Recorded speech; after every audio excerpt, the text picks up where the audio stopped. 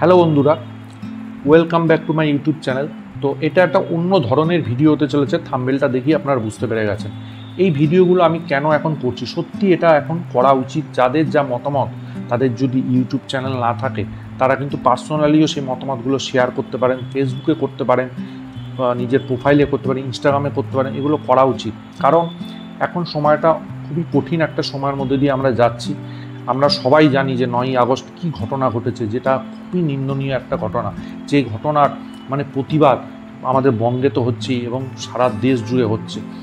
এবং এই ঘটনার যে প্রবাহক্রম, সেটা কিন্তু আমাদের যত দিন যাচ্ছে আমাদের প্রতিবাদটাকে আরও বড় করে দিচ্ছে। এই যে একদিন আগে সুপ্রিম কোর্টের যে হিয়ারিংটা হলো, আমি হিয়ারিংটা কিন্তু অনেকটাই দেখেছি।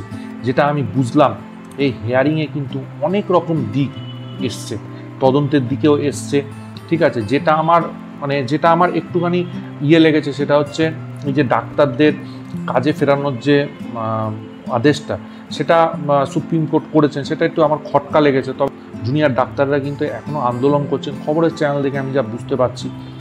তবে আমার যেটা সবচেয়ে বেশি অবাক লেগেছে, যে উৎসবের ব্যাপারটা নিয়ে, সেটা আমার খুব অবাক লেগেছে এবং আমি খুব স্তম্ভিত হয়ে গেছি যে এরকম উৎসব নিয়ে এখন কেন আমরা ভাববো। উৎসব হওয়া উচিত, অবশ্যই উৎসব হওয়া উচিত। সামনে আমাদের বাঙালির শ্রেষ্ঠ উৎসব দুর্গা পুজো, তারপরে কালী পুজো, জগদ্ধাত্রী পুজো, অনেক উৎসব পরপর আছে। কিন্তু আমরা কিন্তু এই উৎসবের মধ্যে যদি গা ভাসিয়ে দিই, তাহলে কিন্তু আমরা আসল দিক থেকে বেরিয়ে যাব, যেটা কিন্তু আমাদের করা উচিত না। এই যে আরজি করের যে ঘটনাটা ঘটেছে, এই ঘটনায় কিন্তু সারা দেশ উত্তাল হয়ে গেছে। এটা কিন্তু আমাদের ভুললে চলবে না। এই ব্যাপারগুলো কিন্তু আমাদের মাথায় রাখতে হবে। এবং এই যে প্রতিবাদ বিভিন্নভাবে, কালকে যেমন আমি দেখছিলাম, আমি সোশ্যাল মিডিয়ায় দেখছিলাম যে ধর্মতলায় যে প্রতিবাদ হয়েছে, সত্যি অভূতপূর্ব। এবং কফি হাউসে যে ছবিগুলো ভাইরাল হয়েছে, সত্যি দারুণ। এবং যেরকমভাবে মানুষ এই প্রতিবাদটার মধ্যে সামিল হচ্ছে, সেটা সত্যি আমি অবাক হয়ে যাচ্ছি এবং আমার দারুণ লাগছে, গর্বও হচ্ছে। আমিও করছি যেরকমভাবে আমার পক্ষে সম্ভব হচ্ছে। এবং এই যে উৎসবে গা ভাসানো, এইটা কিন্তু আমি পুরোপুরি সমর্থন করতে পারছি না। আমি মনে করি উৎসবে অবশ্যই যাওয়া উচিত, যেরকম সবাই পার্টিসিপেট করা উচিত, অবশ্যই করবে। কিন্তু উৎসবের মাঝে অবশ্যই গর্জে উঠতে হবে যে উই ওয়ান্ট জাস্টিস ফর আরজি কর। এইটা কিন্তু আমাদের ভুললে চলবে না। আমাদের কিন্তু এই প্রতিবাদটা চালিয়ে যেতে হবে বিভিন্নভাবে। এই কিছুদিন আগে আমি একটা পোস্ট দেখছিলাম, হয়তো আপনাদের সঙ্গে শেয়ারও করেছিলাম, যে মহালয়ার দিন ভোরবেলা 4টে থেকে 6টা যদি আমরা প্রতিবাদ করি, এটা কিন্তু খুব ইউনিক। এরকম যদি সত্যি হয় কলকাতার বুকে বা শহরতলির বুকে, এরকম আগে ঘটনা ঘটেছে কিনা আমার তো জানা নেই। এরকম যদি হয়, এটা প্রতিবাদের অন্যরকম একটা ভাষা হবে।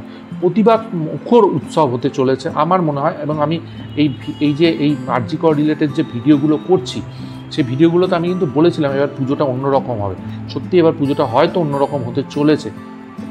এইসবের মাঝে বিভিন্ন রকম যে বক্তব্যগুলো, বিভিন্ন রকম যে কথাবার্তাগুলো আসছে, কিছু কথা যেমন খুবই পজিটিভ, কিছু কথা কিন্তু খুবই খারাপ, যেগুলো করা উচিত না, সেগুলো বলা উচিত না, সেই জিনিসগুলো কিন্তু ঠিক হচ্ছে না আমার মতে।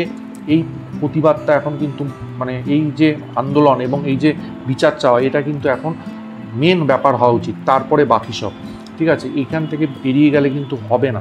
সবাই মিলে একসাথে এক হয়ে প্রতিবাদ চালিয়ে যেতে হবে, প্রতিবাদ করতে হবে। সেটা নর্মাল দিন হোক, পুজোর দিন হোক, যখন মনে হবে তখন প্রতিবাদ করতে হবে। নিজের মতো করেও প্রতিবাদ করলে হবে, যেরমভাবে আপনারা মনে করেন। তো প্রতিবাদ কিন্তু চালিয়ে যেতে হবে, প্রতিবাদ চলবে, যেরকম চলছে সেরকমই চলবে। উই ওয়ান্ট জাস্টিস ফর আরজি কর।